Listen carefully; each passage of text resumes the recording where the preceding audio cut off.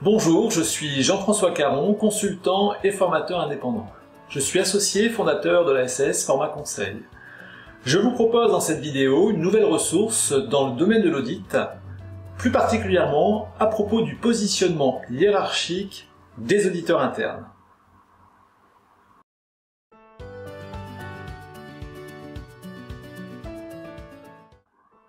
L'audit interne est une fonction indépendante.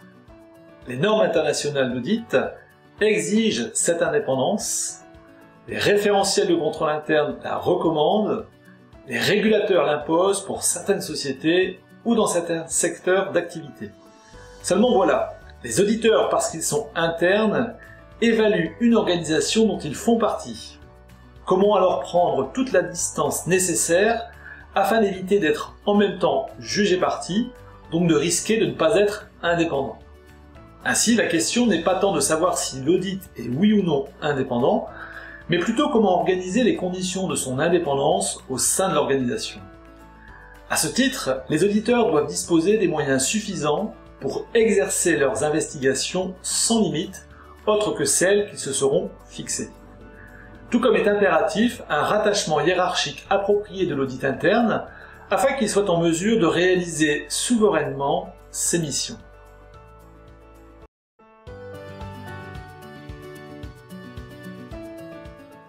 Le positionnement hiérarchique des auditeurs au sein de l'organisation conditionne toute la démarche d'audit.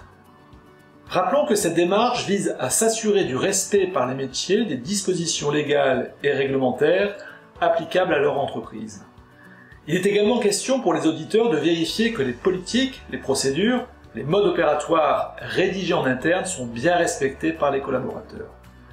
À ces aspects de conformité s'ajoute aussi pour l'audit interne l'évaluation des processus et des dispositifs de couverture des risques associés. La tâche est donc étendue pour les auditeurs internes. Il leur faut avoir les coups des franches pour le mener à bien. Comment en effet contrôler et évaluer si la communication des informations nous est refusée? S'il n'est pas possible de rencontrer les collaborateurs pour des entretiens d'audit? Ou bien encore si les accès aux outils ne nous sont pas permis?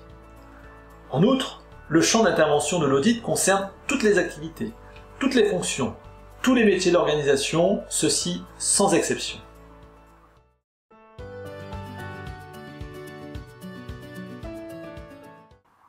Intervenir partout et sans entrave suppose que les auditeurs internes ne soient pas sous la dépendance d'une direction opérationnelle et qu'ils disposent de marge de manœuvre suffisante vis-à-vis de l'organe exécutif pour exercer leur mission. La première condition aujourd'hui n'est plus sujette à débat. Le temps où les auditeurs étaient directement sous la responsabilité d'une direction, bien souvent financière, est révolu. Par contre, le rapport entre l'audit interne et la direction générale n'est pas structuré uniformément entre les organisations. Les auditeurs peuvent très bien être rattachés à la direction générale ou alors rendre compte directement au président du comité d'audit ou du conseil sans lien hiérarchique avec l'organe exécutif. Cette seconde possibilité est certainement la configuration la plus optimale pour organiser l'indépendance de l'audit. Elle autorise en effet une proximité plus forte entre les auditeurs et l'actionnariat.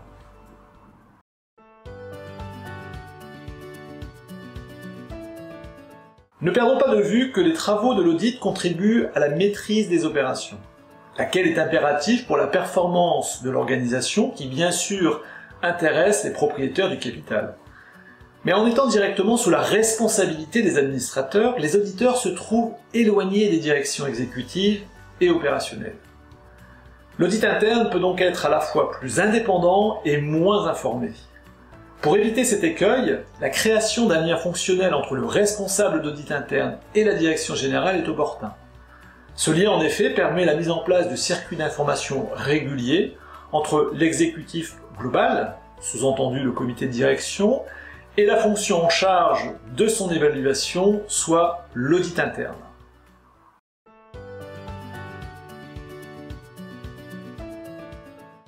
Si vous souhaitez aller plus loin sur ce sujet, je vous propose une formation en format e-learning dont le thème est le suivant, les essentiels de l'audit interne. Vous trouverez la fiche technique de cette formation sur la plateforme Audit Ecofi, dont l'adresse est la suivante, www.formation-audit-ecofi.com. Il vous faut vous rendre ensuite sur la rubrique e-learning en audit, puis accéder à la formation en question en cliquant sur Programme, où vous trouverez les thèmes étudiés. Vous avez également la possibilité de vous inscrire à cette formation directement sur le site avec le mode de règlement en ligne. Dès réception de votre règlement, je vous envoie les éléments de votre formation, accès aux vidéos de formation, support de formation téléchargeable, cas pratique envoyé par mail, et enfin une attestation justifiant de votre participation à cette formation. Vous aurez bien sûr la possibilité de me solliciter durant le cursus pour que je réponde à toutes vos interrogations sur les points de programme. Si vous avez des questions à propos de cette formation, n'hésitez pas à me contacter par mail jfcaron@outlook.fr ou par téléphone ou WhatsApp au numéro suivant +33 6 80 24 16 25. Je vous remercie de votre attention et je vous donne rendez-vous pour une prochaine ressource vidéo. À bientôt!